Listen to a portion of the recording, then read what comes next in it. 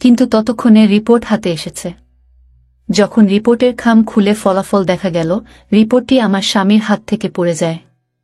কারণ রিপোর্ট অনুযায়ী এই শিশুটি আমার স্বামীর নয়, আমার স্বামীর বড় ভাইয়ের।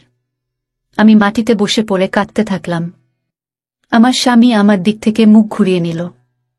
আমার স্বামীর বড় ভাই বলল, আমি তোমাদের সাথে কিছুই করিনি, তোমাদের আমি সব বলবো। ডাক্তার বৌদিকে বলেছিলেন, তোমার এত সমস্যা নেই, চিকিৎসা করা যায়, কিন্তু তোমার স্বামী কখনো তোমার চিকিৎসা করিয়ে দেয়নি। তাই আমি তোমাদের জীবনে সুখ দিতে চাই। বৌদি, তোমার চিকিৎসা করাতে চেয়েছিলাম, কিন্তু আমি একটা মেয়ের ভালোবাসায় পড়েছিলাম, তাকে বিয়ে করেছিলাম। তাই টাকা চুরি করেছিলাম। কারণ সে অনেক অসুস্থ ছিল, কিন্তু তারপরেও সে আমাদের সন্তানকে এই পৃথিবীতে নিয়ে আসতে চেয়েছিল। আমার সাথে দাদার ঝগড়া হলো, আর এই কারণে দাদা আমার থেকে সবকিছু কেড়ে নিল। সেই মেয়েটিও, যাকে ভালোবাসতাম, সেও এই পৃথিবীতে বেঁচে থাকেনি। কিন্তু আমাদের সন্তান এই পৃথিবীতে এলো, এবং সেদিনই জানতে পারলাম, বৌদি, তুমি একটি মৃত সন্তানের জন্ম দিয়েছিলে। তোমার সন্তান এই পৃথিবীতে আসার আগেই মৃত্যুবরণ করেছে। লাড্ডু জিনিসটা ছিল একটা অজুহাত।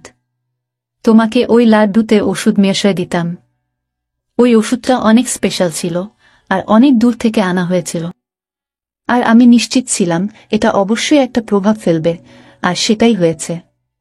তুমি এটাকে ভাগ্য বলো বা যাই বলো, তুমি সন্তান তো পেয়েছিলে, কিন্তু তোমার সন্তান ছিল অনেক দুর্বল। পৃথিবীতে আসার সাথে সাথেই সে এই পৃথিবী ছেড়ে চলে গেল।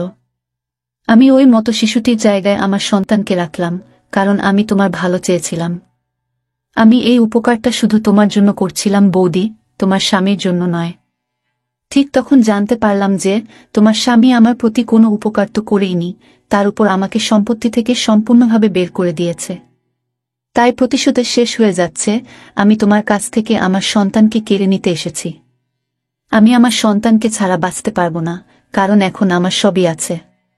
তোমার স্বামী তার নিজের নামে সব নিয়ে নিয়েছে। আমার স্বামীর বড় ভাইয়ের চোখে পানি ছিল, সে অনেক কাঁদছিল। আমি তাকে